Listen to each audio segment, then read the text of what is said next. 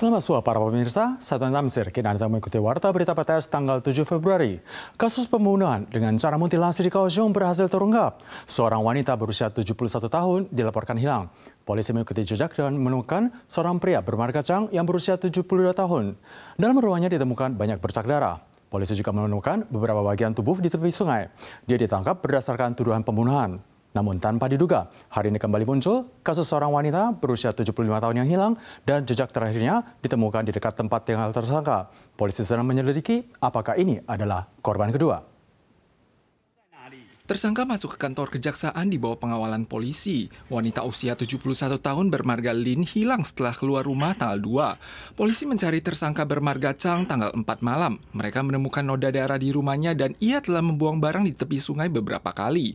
Polisi juga mengumpulkan sebagian jasad mutilasi. 打捞到这个人体组织，有一块人体组织，还有一块疑似人的脚掌。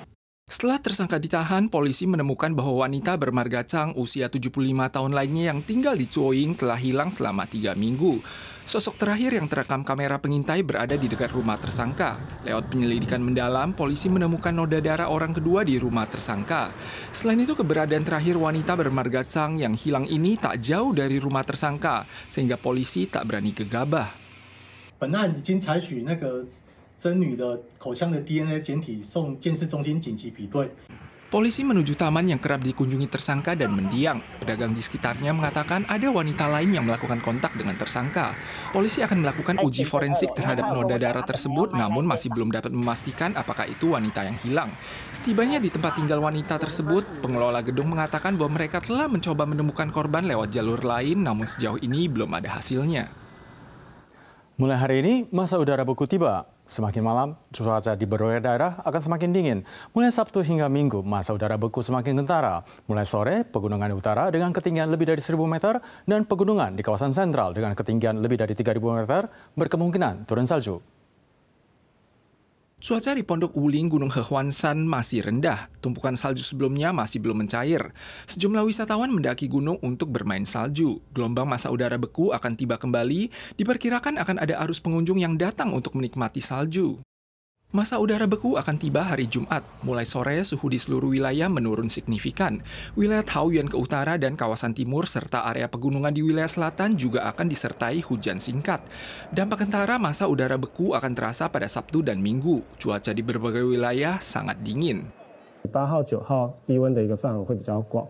那以北部来说的话，其实在这2天都是有机会在近山区出现大概是6度左右，那甚至可能是4度、5度的低温。 Masa udara beku kali ini berpeluang menurunkan salju di area pegunungan di atas 3.000 meter di wilayah sentral tanggal 7 malam. Berhubung titik beku berada di ketinggian rendah, faktor kelembapan yang dipadu dengan suhu rendah berpotensi menurunkan salju di area pegunungan di atas 1.000 meter di wilayah utara menjelang Jumat malam. 大屯山大概就是可以去感受到冰点左右的温度，然后看看有没有机会可以看到一些结霜或是那个结冰。 Gunung Yangmingshan turun 4 kali salju dalam 5 tahun terakhir yang bertepatan dengan tibanya uap air sistem awan Huanan. Namun kadar kelembapan suhu terendah masa udara beku kali ini tidak cukup, sehingga memengaruhi peluang turunnya salju. Dalam 2 pekan terakhir tercatat 25 kasus kematian akibat komplikasi flu musiman berat yang menyebabkan antusiasme warga berkelanjutan dalam mendapatkan vaksinasi flu di berbagai daerah. Pihak Yuan Eksekutif memutuskan pembelian 100.000 dosis tambahan vaksin flu musiman gratis bagi warga yang masuk dalam kelompok beresiko tinggi seperti lansia di atas 65 tahun, anak-anak prasekolah, dan 11 kelompok beresiko berat lainnya.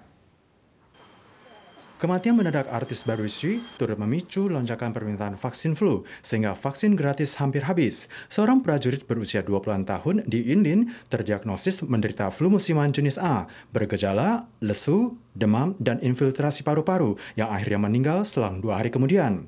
Yuan Eksekutif memutuskan membeli 100.000 dosis tambahan vaksin bagi warga yang dikhususkan bagi kelompok beresiko tinggi seperti lansia.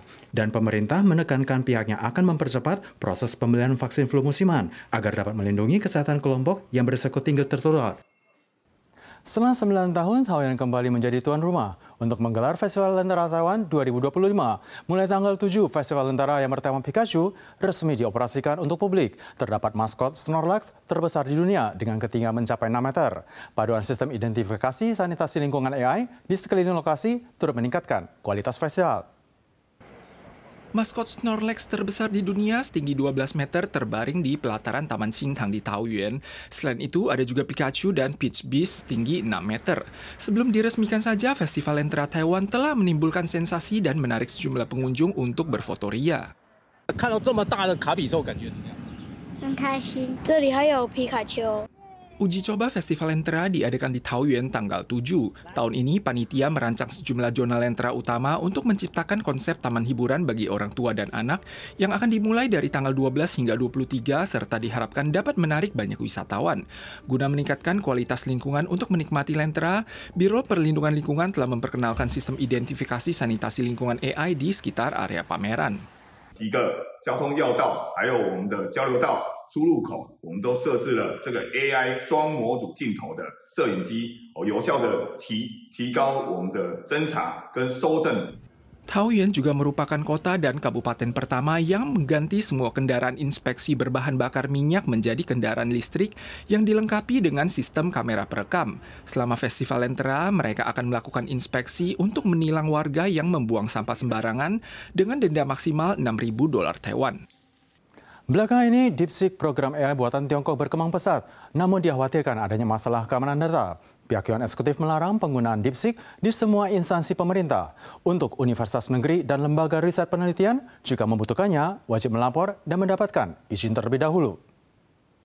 Belakangan ini, intelijensi artifisial atau AI semakin terintegrasi dalam kehidupan masyarakat. Namun untuk model produk kecerdasan buatan yang diluncurkan oleh perusahaan Tiongkok, DeepSeek menimbulkan kekhawatiran keamanan data. 行政院已经宣布了，公务机关及立即全面禁用 DeepSeek AI 服务。公立大学及研究机关有使用的需求者的话呢，可以依照这个规定报准核可，在必要管制措施后再行使用。 Dalam menghadapi resiko keamanan data yang muncul pada pelayanan digital, Yuan Eksekutif juga melarang semua instansi pemerintah dalam penggunaan produk AI buatan Tiongkok, serta melarang pemasangan aplikasi yang bukan bagian dari program kebutuhan pemerintah. Jika pihak universitas negeri dan lembaga riset yang memang memerlukan produk aplikasi DeepSeek wajib mengikuti peraturan untuk pengajuan perizinan. Para pemirsa sekalian, sekian Warta Berita dari PTS. Kita suah lagi di lain kesempatan. Sampai jumpa.